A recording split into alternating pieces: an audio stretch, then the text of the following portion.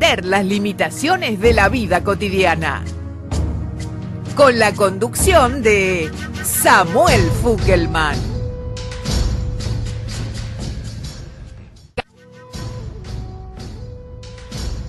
Samuel Fukelman habla de Kabbalah.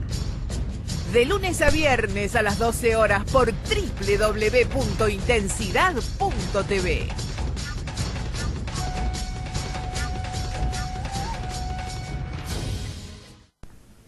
Hola, buenos días. Hoy voy a iniciar un camino de explicación de cuál es el concepto de la meditación en el mundo de la Cábala.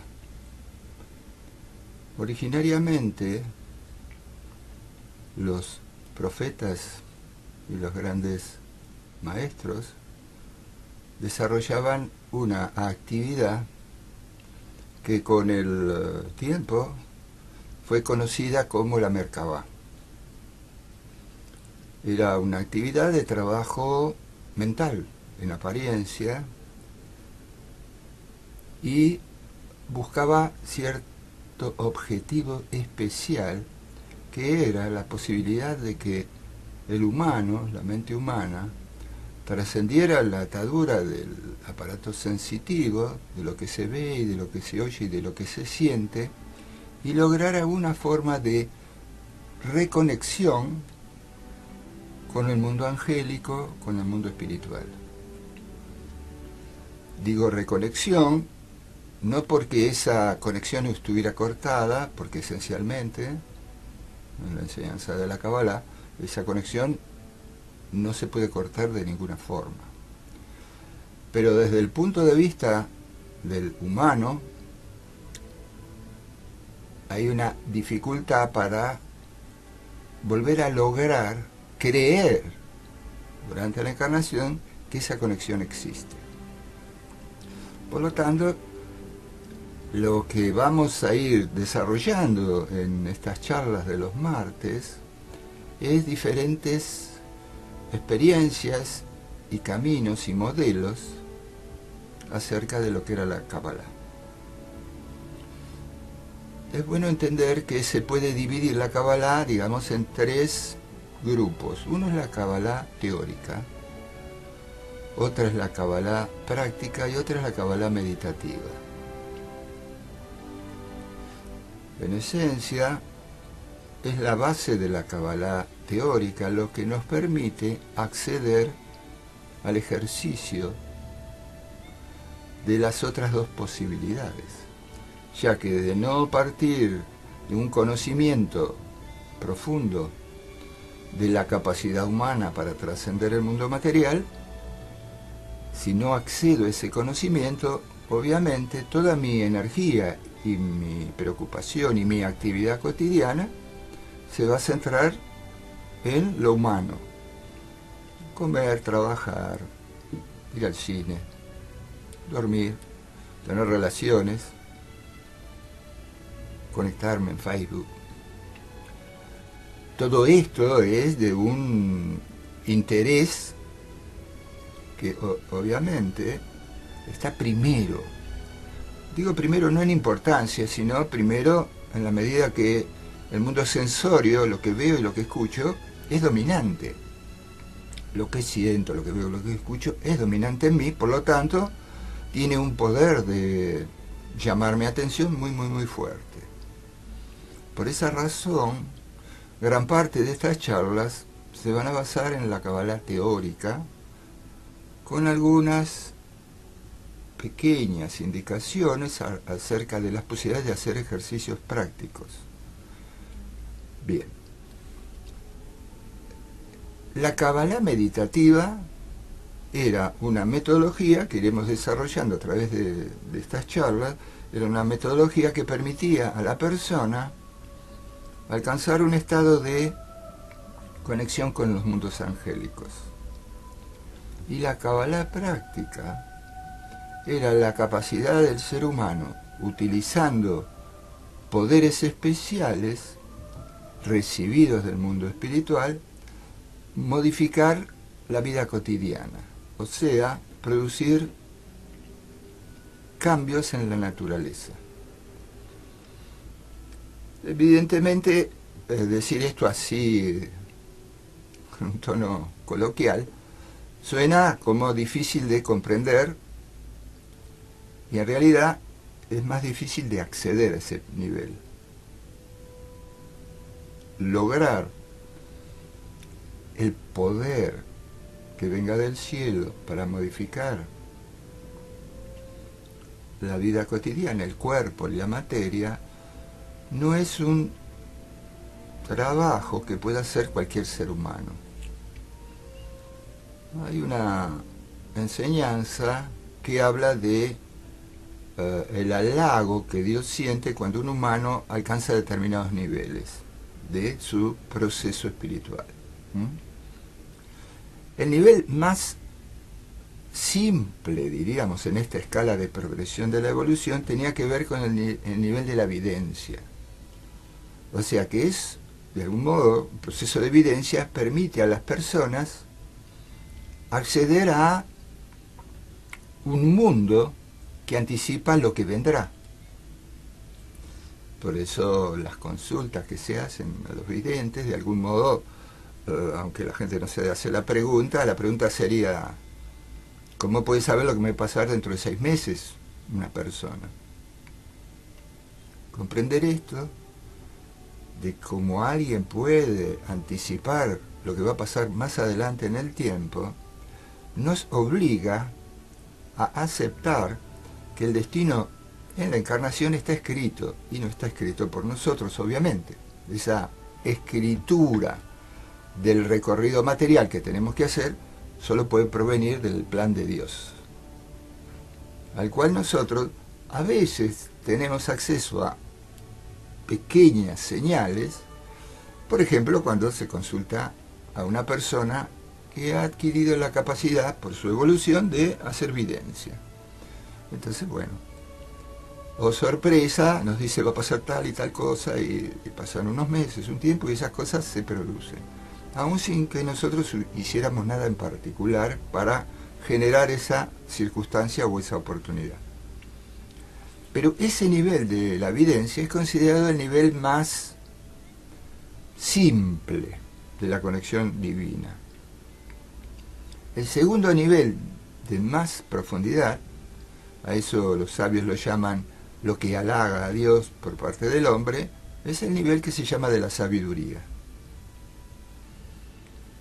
Ese nivel de la sabiduría trasciende sencillamente lo que me va a pasar, o sea, la evidencia, para poder leer la razón trascendente por la cual cada persona encarna. Quiere decir que el nivel más alto de sabiduría implicaba, por supuesto, una conducta moral de la persona, una forma de vivir con una moral absolutamente ligada a las leyes de Dios, a ultranza. No es que un rato puedo ser correcto y otro rato puedo ser incorrecto. Ese nivel, por eso es tan difícil de alcanzar, ese nivel de sabiduría, es para algunos que en la enseñanza de la Kabbalah se los llama justos.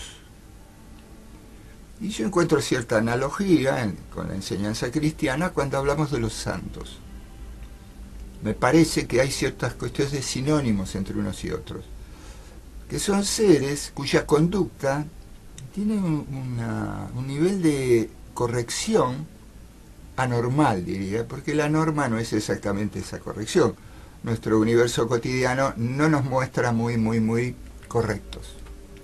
Espero que nadie se moleste con esta apreciación mía, pero bueno, solo basta leer el diario de aquí o de cualquier parte del mundo y no vemos que el mundo sea muy correcto.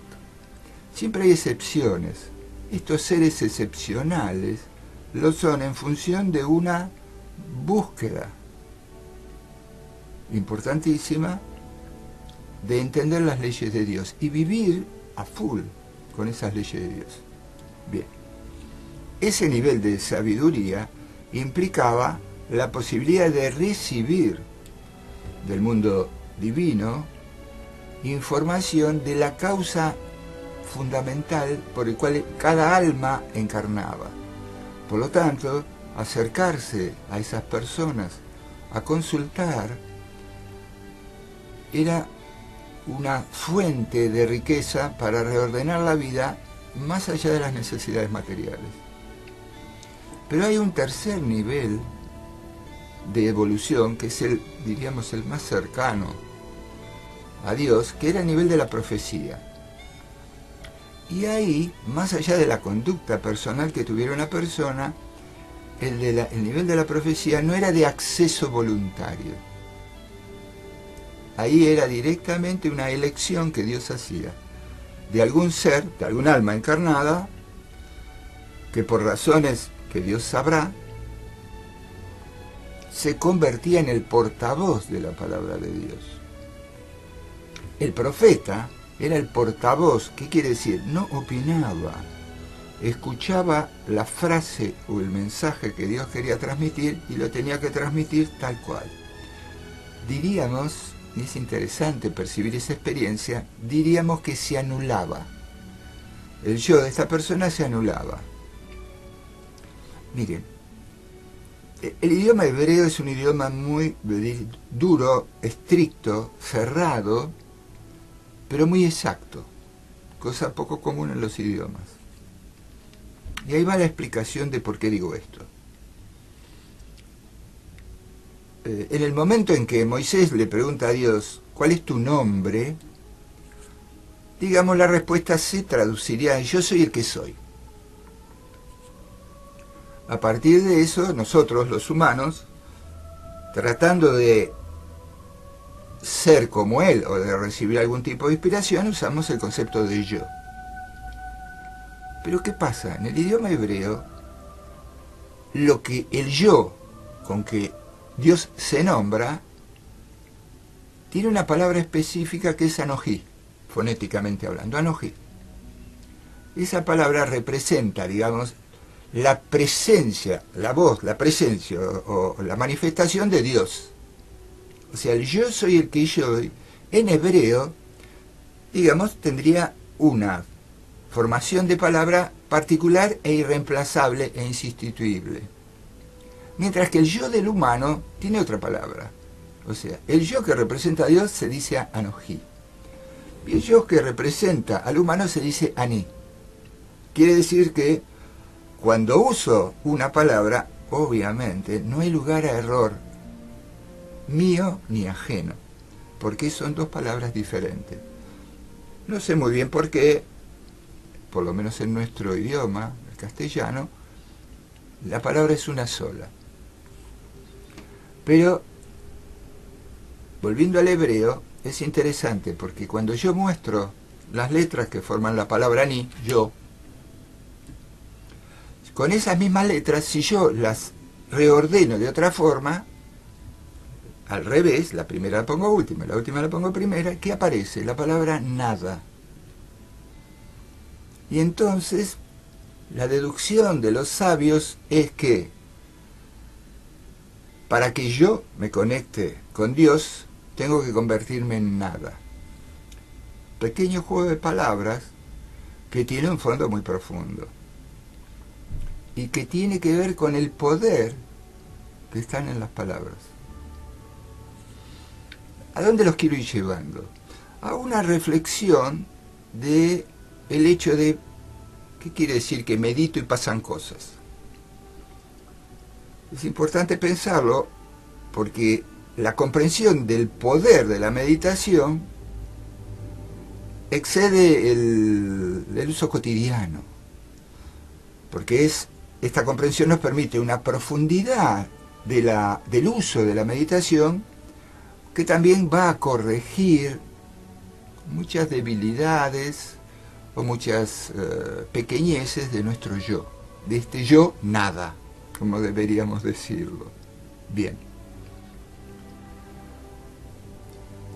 En la enseñanza se dice que Dios primero crea las letras.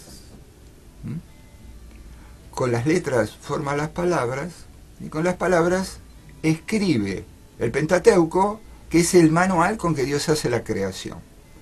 Quiere decir que en el principio de los principios, cuando todavía no existía nada de nada más que Él, lo primero que aparece es, diríamos, su primera creación son letras. No me refiero a letras físicas, no me refiero a los dibujitos que todos nosotros llamamos letras, en cualquier idioma.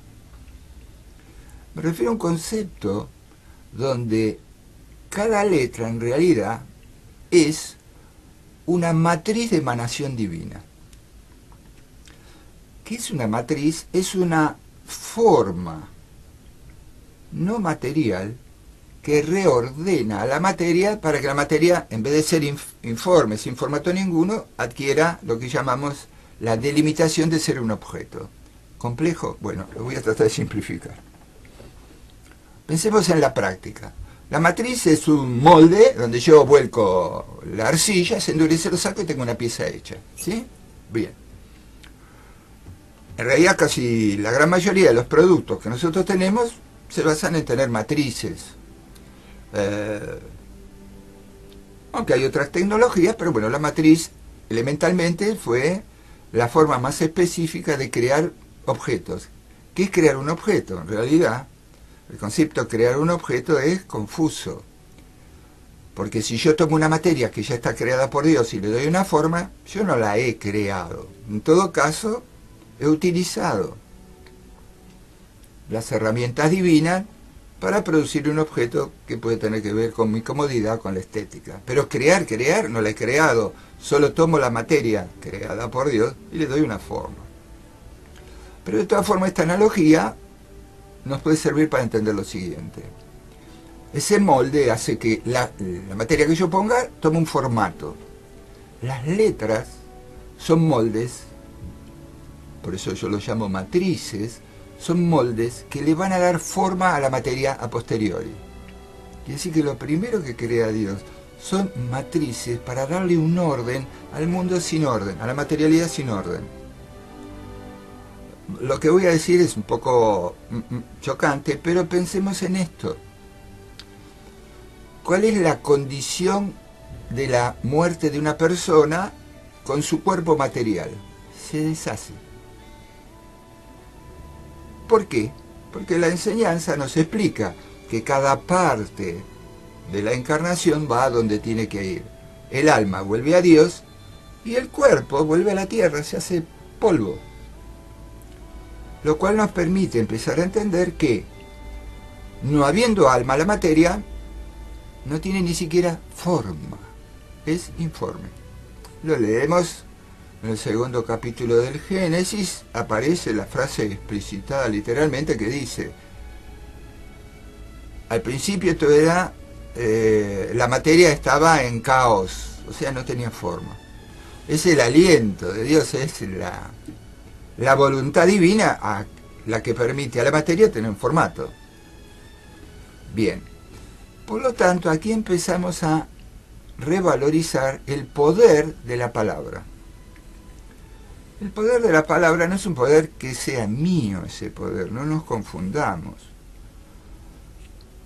Si Dios es el creador de todo, también es el creador de mi alma y es el creador de mi cuerpo, ¿verdad? Por lo tanto, si en mí hay un poder, es un poder, diríamos, delegado por Él. Es un poder prestado. Siempre y cuando yo, nada, mi yo, nada, entienda y se haga nada, y se convierta en un canal. Bien, hasta acá vamos a pasar un poco de espacio de música y después volveremos con este tema. Enseguida volvemos con Samuel Fukelman habla de